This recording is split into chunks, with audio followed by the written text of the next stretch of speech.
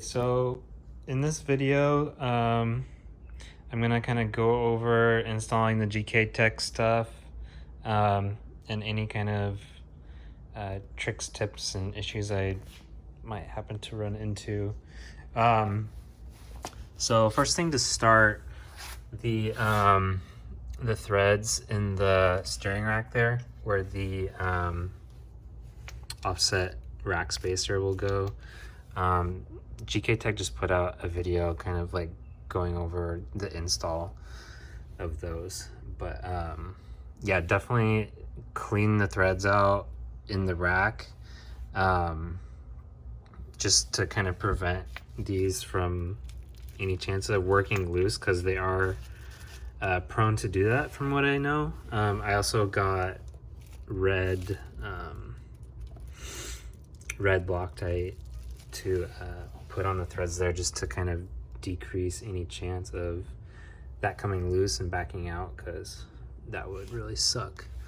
Oh, and then also the little notches on the rack there, you have to file them out slightly. So I just took like a little file and kind of ground away until the tabs on this fit in there.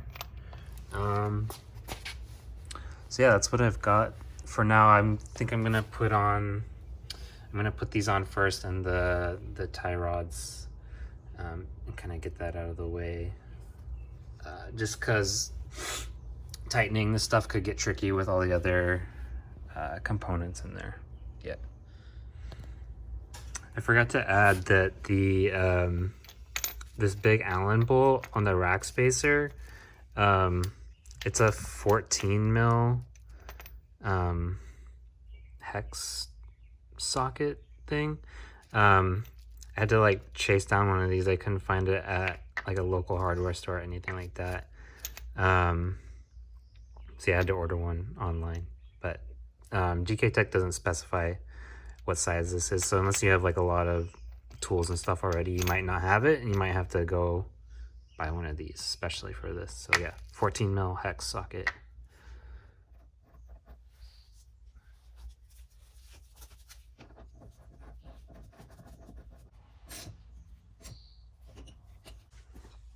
I just had to reference the GK Tech install video, just to make sure I'm doing this right.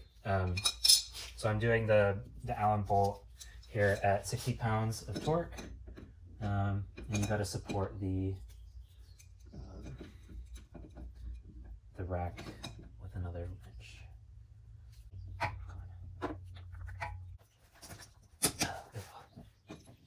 Takes a little muscle.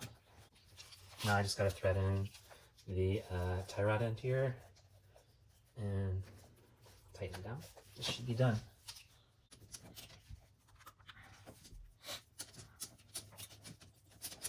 So I was actually able to get the dust boot over the offset spacer and actually onto the rack. It just takes a pretty good amount of effort to kind of snake it around the offset spacer. GK Tech tells you to just throw the boots away, but on a street car, if you're going to be driving it on the road, it's pretty important to have the boots on so you don't get a bunch of stuff in the seals of the rack and, you know, blow out the seals. So yeah, definitely put the effort in to get the boot on if you're going to be driving it on the street. Okay, so I thought this was a good point to take another clip to kind of show where I'm at and some of the things I've ran into. It's been like a day or two because I had an issue with one of the threads on the tie rod end there, where it goes into the offset rack spacer.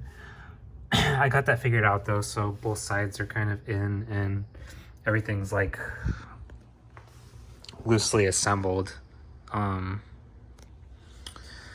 So the issue, not really issue, but just like pretty big difficulty I've been having with this setup. Since I went with like kind of their OEM style lower control arm and curved tension rod rather than their big like one-piece unit, this OEM style outer, this is the one that GK Tech recommends you order when you order the LCA. It's one that they provide. It's like some Australian brand or something, but they sell it with the LCA. They'll ship it together if it's in stock. So I went ahead and got the recommended one. So since it's an OEM style outer, it has a like a little crown nut and a cotter pin. The shank has a hole for the cotter pin. So on their one-piece outer, this is actually like a ball joint and shank style, and then it secures in there with like a nylon locking nut, so you don't really have to mess with like getting in this small area to do a cotter pin and stuff. It's just really difficult to get in here and make sure you like be able to get to the hole in there with a cotter pin and slide it through and stuff. So I actually went and got smaller and like a little bit shorter cotter pins, which helped. I was able to do the driver's side just now pretty easily with that. I was about to go get nylon locking nuts for this, but I decided to just try and make the cotter pin and castle nut work. With that said, to access this, to get this tight in there, you're gonna want to go, if you don't already have one of these, get one of these kind of jointed extension things. This helps a lot because you can kind of like, you gotta wiggle it in there. Let's see if I can get it in there, and then it gives you kind of access to get a, because you want to do this with a half drive, so to give you enough access or room here to get a half drive torque wrench in there to get the proper torque on it. I think, or if you could get like a really short like nugget extension, or maybe like a quarter, like a little nugget like 3/8 or quarter drive, probably 3/8 drive to half drive, little adapter that might be able to allow you to get access into there too, because it's really tight space to get into. So it's another kind of trick or tip I've come across. Yeah,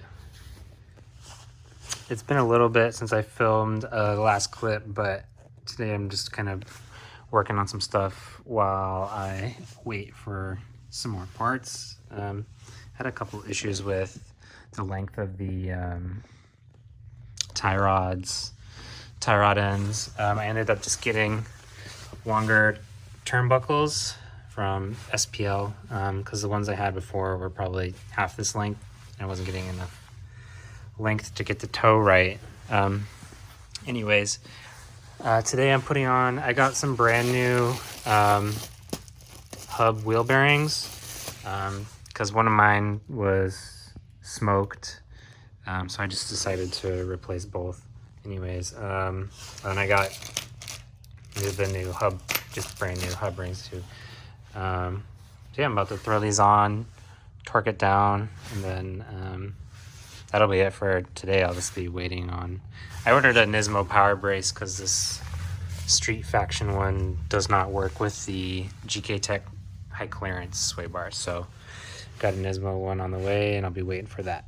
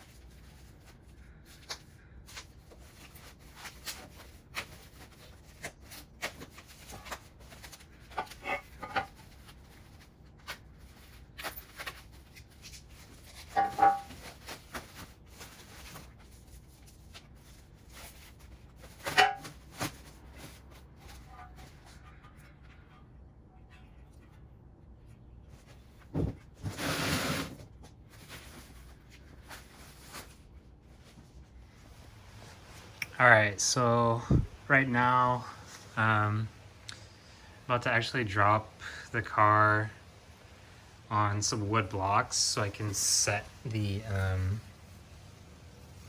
sway bar brackets to the end links, just so I can kind of set it proper to kind of when it's sitting at right height. So I just unwrapped the Nismo power brace and I got that on already. I'm trying to move kind of quickly, so I haven't been filming as much. Plus it's just been like super shitty, pouring rain, typical Northwest weather, right? So yeah, I'm just gonna drop the car down on some wood so I can kind of get under there and kind of line up the brackets where I want them.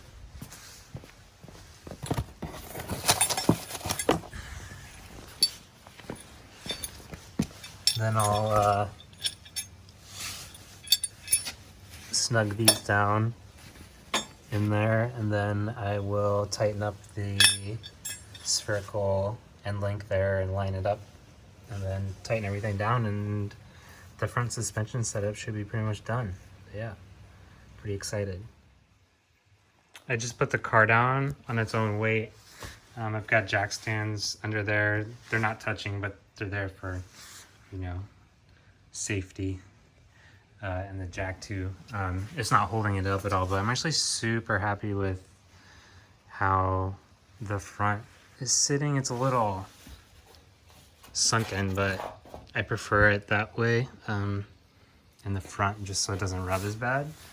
But the height's pretty nice too for just guessing first try, so I might actually just leave it like that, or I might even end up raising it a little bit.